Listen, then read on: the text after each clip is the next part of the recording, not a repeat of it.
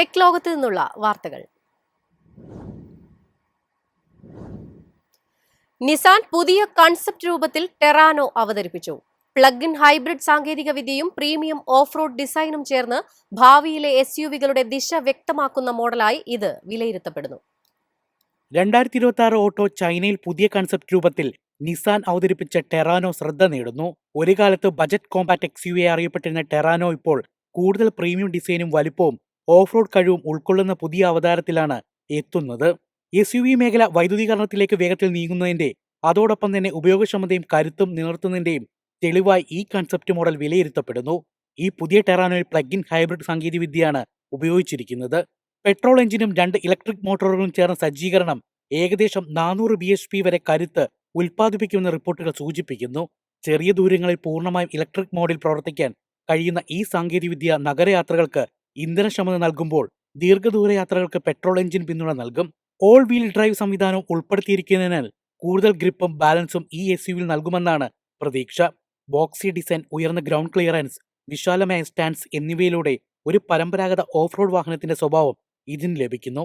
ശക്തമായ cladding, kid പ്ലേറ്റുകൾ, ആധുനിക LED ലൈറ്റിംഗ്സ് തുടങ്ങിയ ഘടകങ്ങൾ ഡിസൈനിനെ കൂടുതൽ ആകർഷകമാക്കുന്നു. News desk, MyFin TV.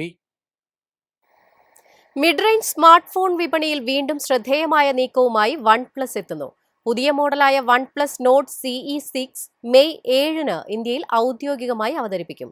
May 8 മുതൽ ഉപഭോക്താക്കൾക്ക് ഈ ഫോൺ സ്വന്തമാക്കാം.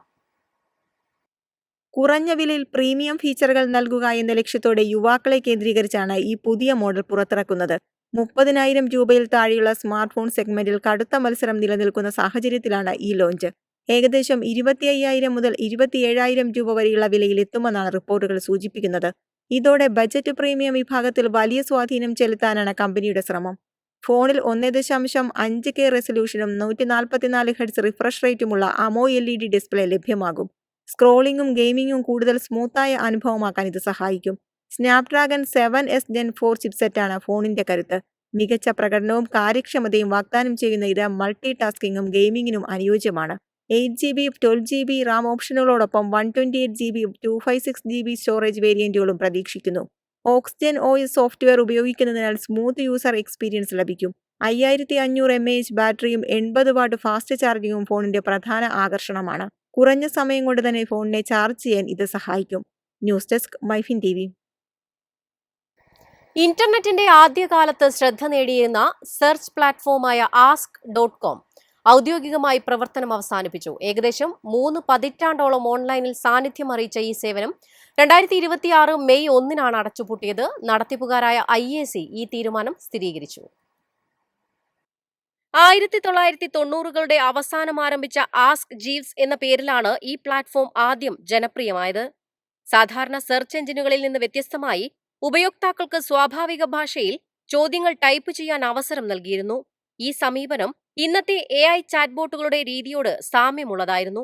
എന്നാൽ ഗൂഗിൾ ശക്തമായ വളർച്ച കൈവരിച്ചതോടെ ആസ്ക് ജീവ്സ് മത്സരത്തിൽ പിന്നിലായി. 2005-ൽ IAC പ്ലാറ്റ്ഫോം ഏറ്റെടുത്ത ശേഷം ask.com എന്ന പേരിലേക്ക് മാറ്റുകയും തുടർന്ന് സേവനത്തിന്റെ ദിശ മാറ്റുകയും ചെയ്തു. പിന്നീട് ഇത് പരമ്പരാഗത സെർച്ച് എഞ്ചിനിൽ നിന്ന് ചോദ്യോത്തര പ്ലാറ്റ്ഫോമിലേക്കാണ് കൂടുതൽ ശ്രദ്ധ കേന്ദ്രീകരിച്ചത്. ഒരു കാലത്ത് വലിയ ജനപ്രീതി നേടിയിരുന്ന ഈ ബ്രാൻഡ് പിന്നീട് സ്വാധീനം കുറയുകയും ഒടുവിൽ സേവനം അവസാനിപ്പിക്കേണ്ടി വരികയും ചെയ്തു. ask.comന്റെ അവസാനത്തോടെ ആദ്യകാല ഇന്റർനെറ്റ് യുഗത്തിലെ ഒരു സുപരിചിതമായ പേരുകൂടി ചരിത്രത്തിലേക്ക് മാറുകയാണ്. News desk, MyFin TV. എളുപ്പത്തിൽ സമ്പാദ്യം വളർത്താം. ഇന്ന് തന്നെ മൈഫിൻ TV ആപ്പ് ഡൗൺലോഡ് ചെയ്യൂ.